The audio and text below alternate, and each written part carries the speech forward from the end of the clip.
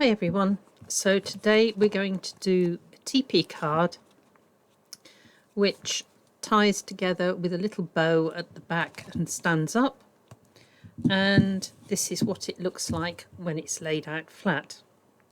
So it simply goes together, cross over the back pieces, and we tie it with a little bow.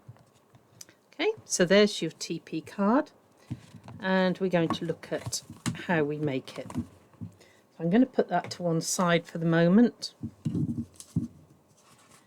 The things that you will need is 3 pieces of base card, squares at 15 centimetres, and 3 pieces of patterned paper or card, 14 centimetres square.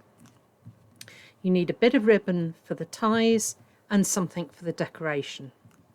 So we're going to start off with 3 base card squares. Okay, and we're going to score the base card diagonally. So here are my 3 pieces of base card,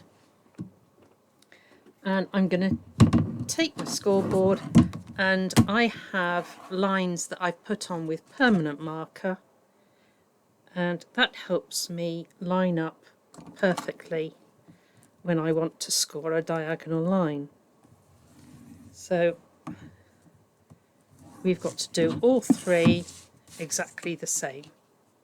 So simply line it up and score. Just to make this easier later on, I'm going to just quickly score those and fold now, just to give it a little bit more accuracy. There's 1, 2, 3. This card looks complicated, but it's not. Okay. So I open them out, and I want the ridge side uppermost. Okay. So we're now going to take those. I'm going to take my 3 pieces of 14 centimetre. You can see that there's a small border all the way round. So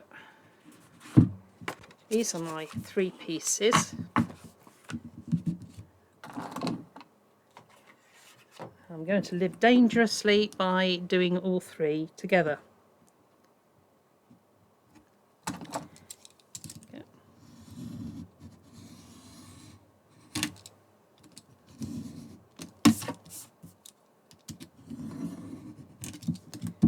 There we go.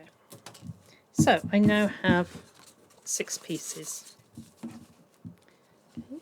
I'm going to take my pieces of base card with the ridge uppermost, and I'm going to take wet glue because it's quite quick and easy, and I'm going to cover the panels on each of my base cards.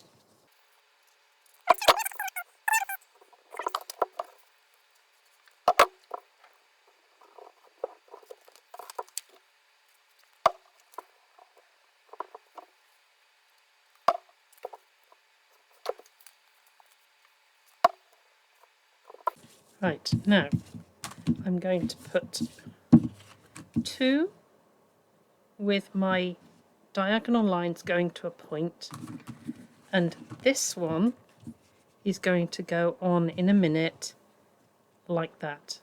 Now I want a piece of ribbon here, so I have knocked the microphone over. So I want to slip a piece of ribbon under here, about 5 centimetres under there, and this piece here, which is the angle, I want to slip my ribbon in there and then just push it down. That will be setting in the right place. So about 5 centimetres in from this end, and on this diamond shape about 5 centimetres up from the bottom here. Okay, so if you use wet glue, you can just slip them in before it dries. So what I'm going to do now is to fix this piece. All 3 diagonals are going up to the top, but what I want to be careful of is this piece here, that I don't have glue coming down. Measure that. So it's just a little mark that I need to keep the glue away from that spot. So where's my other? There it is.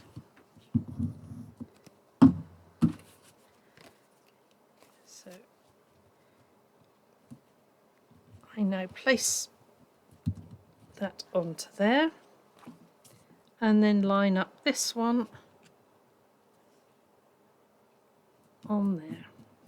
Now, because we've already folded and burnished them, even though this glue is wet, I should be able to fold that over, and there is my card all ready to join up.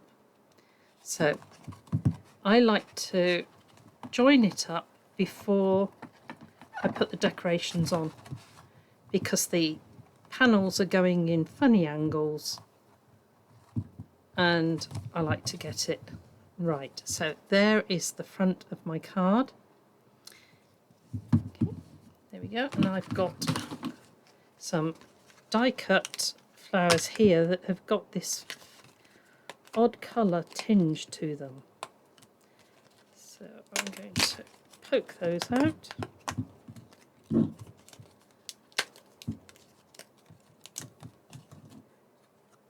Okay, and I'm going to take the biggest flower,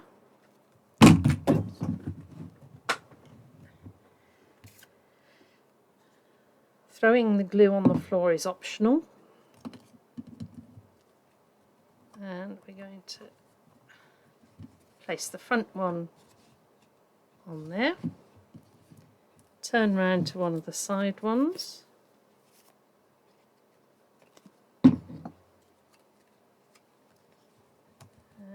that is going on that side, and this one onto this side. So I've got the 3 panels all decorated. Okay, when I open it, it's just slipped. When I open it, it is like that, and if you fold it in the middle, that is just the right size to fit in your normal C5 envelope. Okay, so that is all there is to it. So that is a challenge that you might like to try this week. Let me just do our bow up.